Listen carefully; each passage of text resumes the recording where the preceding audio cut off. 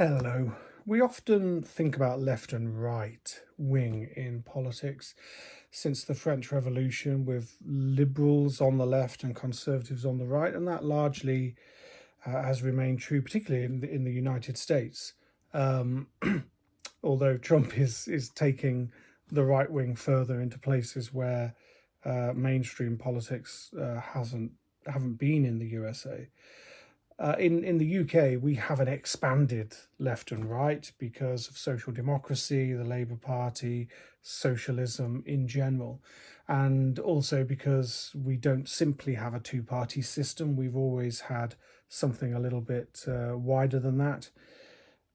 We might put communism, Marxism, and anarchism on the far left of that spectrum, and we might put fascism on the far right.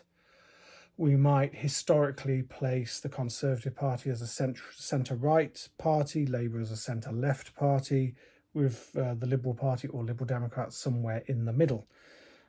The ground shifts under us. And so nowadays we might say, well, actually, Labour's maybe just on the centre right.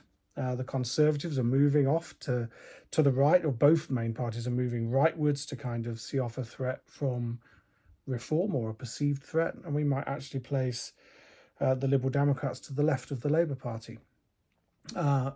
In fact, the policies might not have changed that much in some of these parties' cases, but the centre ground moves, which makes the centre ground, this phrase, the centre ground of British politics, is a curious phrase which you can't really pin down because it changes every so often. Left and right, in that sense, is not the only way to look at political philosophy or people's political position. You could also take a political compass approach where you have left and right just meaning economics, with economic equality on the left and free market ideals on the right, on the far right.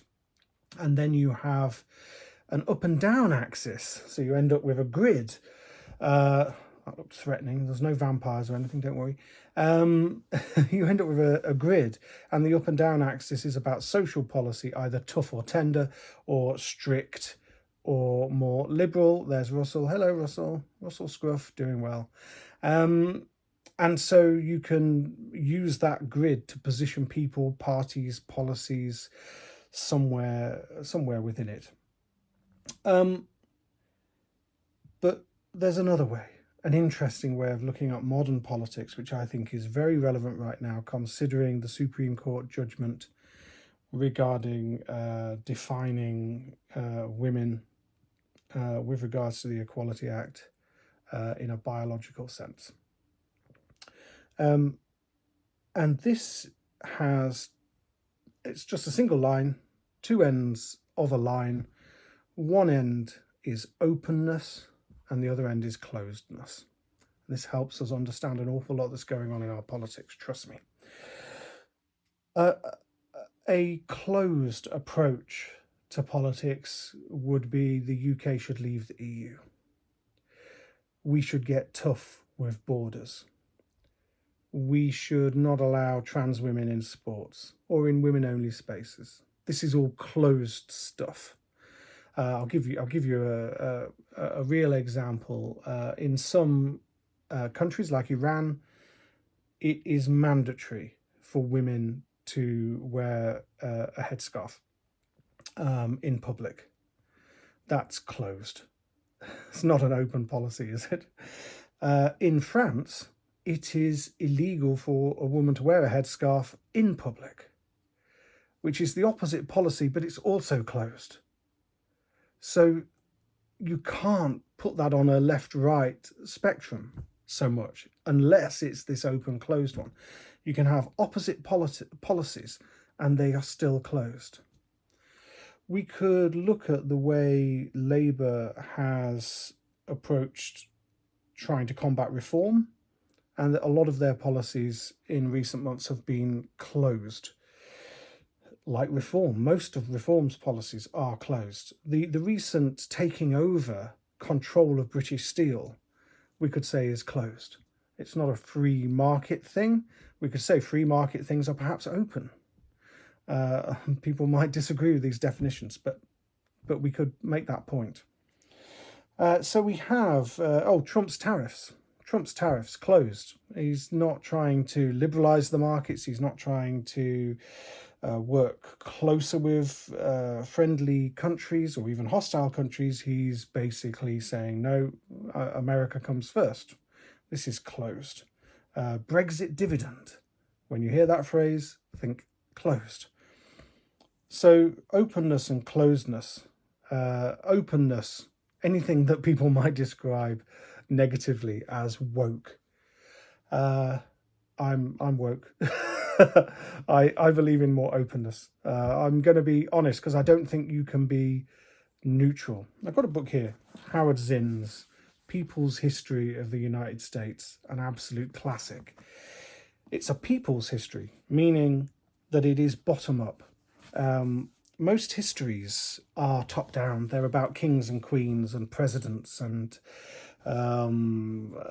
generals, military generals, and so on. People's history is about real people. It's about slaves, not slave owners. It's about people in the civil rights movement who were leading the civil rights movement and going through the civil rights movement, not the politicians. This book is about openness. This book has been banned in multiple states in America. Before Trump came along, it's been banned in multiple states because it contains a history that some politicians in America do not want young people to be reading at their schools. It tells a truth. It's very well researched. It includes testimony from real people throughout the whole history of the United States of America. So it tells stories that really happened to real people, but it tells it in such a way that doesn't put forward the patriotic agenda that certain politicians want in schools. And so in certain states, in certain jurisdictions, this book is banned from school libraries, even though there is a more child-friendly version of it, because this is thick and dense and complex and huge.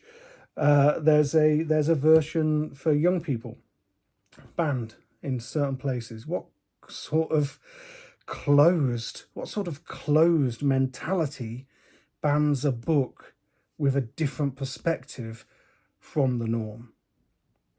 Closed, not open. Howard Zinn said something that really strikes a chord.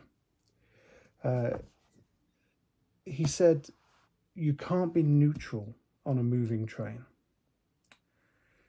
If you're on a moving train, it's going somewhere. You either want to go there or you don't. You can't be neutral about it. Politics is moving. The personal is political.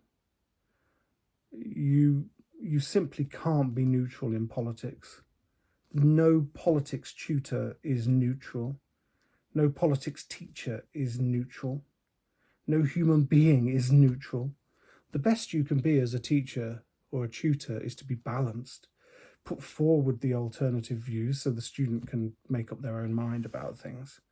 But I want to be honest about where I stand. Trans rights are human rights, and I will stand up for them. And basically my approach to teaching, this is important to my approach to teaching, because I believe that education is a good in itself. I know a lot of people will be thinking, oh, education, I'm doing it to get my exam results and I want to get a good grade and all that sort of stuff. Of course, those are important, but education is good in itself. Political education is so important because political education allows someone to grow politically. Young people, after being taught politics, whether they've learnt politics or not, actually, are going to go out and vote. They're going to go out into the world and lead political lives, no matter what. And so I think it's important that I take an approach where I'm honest with my own opinions, so that people know where I stand, but they also know that I'm going to give them top quality, balanced education. But I also want people to know that when I create a space for teaching, it is a totally safe space. It's absolutely critical that people learn in a safe environment that is open to everybody. And so my teaching is exactly that. It is open to everybody, no matter what. And I just want to state that. I wouldn't say I'm totally horrified or surprised by the decision of the Supreme Court last week. And I'm also not sure that it's the final word.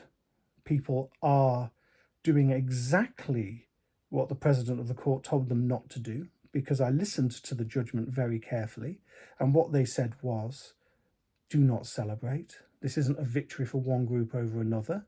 It is a clarification of the law. They also pointed out that that trans people are protected by the Equality Act under the protected characteristic gender reassignment. And I think what they were saying is that there are likely further cases to come along where people test that out. And the groups that are hailing this as a victory for women, biological women, are mistaken, in my opinion, because there will be cases. It is quite clear from the judgment that trans women are protected in law from discrimination. So there are going to be certain places where they cannot be barred from on the basis that they are perceived as women, because the protected characteristics include perception. And that makes it hugely complex, and it means that this victory lap by For Women Scotland and the LGB Alliance and J.K. Rowling is going to be short-lived, I hope, because I think it will be a terrible step if it is not short-lived. Trans people have lived forever. They've been around forever. They'll be around forever. The question is, how do we treat people? That is always the question, isn't it? How are we going to treat each other? We have to treat each other fairly and nicely. If anybody thinks that women are safer now after that judgment, forget it. Forget it. This has not stopped terrible things from happening, because there are terrible men out there who do terrible things, and they will carry on doing terrible things. This judgment changes none of that. Trans rights are human rights. I just wanted to set that out. It's going to dominate our news for a long time, I think. And there's going to be stories of organisations changing their rules and changing the way they define things and all of that sort of stuff. And then one day there will be a case, or maybe more than one case, where trans women assert their rights and win, and things get clarified again in a slightly different way. If anybody is feeling despondent about all of this, if anybody is feeling afraid, I just hope that you can find solace and courage right now. Remember that there are an awful lot of people out there who support trans rights, and it was nice to see the pictures from demonstrations on Saturday in support of trans rights. It tells a different story, doesn't it? And I wish I could have been there, actually. The one in London looked fantastic. Rights are a tricky thing, and we like to look at them, and we in the A-level specification we look at the history and progress of rights. It's not straightforward. It's up and down, and what is proved by a history of rights in this country and the USA and around the world is that you have to fight for them. But you don't fight for them alone. You know, you fight with allies. And yeah, keep going. Keep going. All right, that's it for now. It's an ongoing thing. If you're studying USA politics, have a look at this. This book is fantastic. Arkansas tried to ban any books by Howard Zinn after 1959. So much they disliked him. Openness and closedness. These things dominate. These two ends of the spectrum dominate our politics right now. And closed seems to be doing very well. I wish things were a bit more open. Happy studying. Bye-bye for now.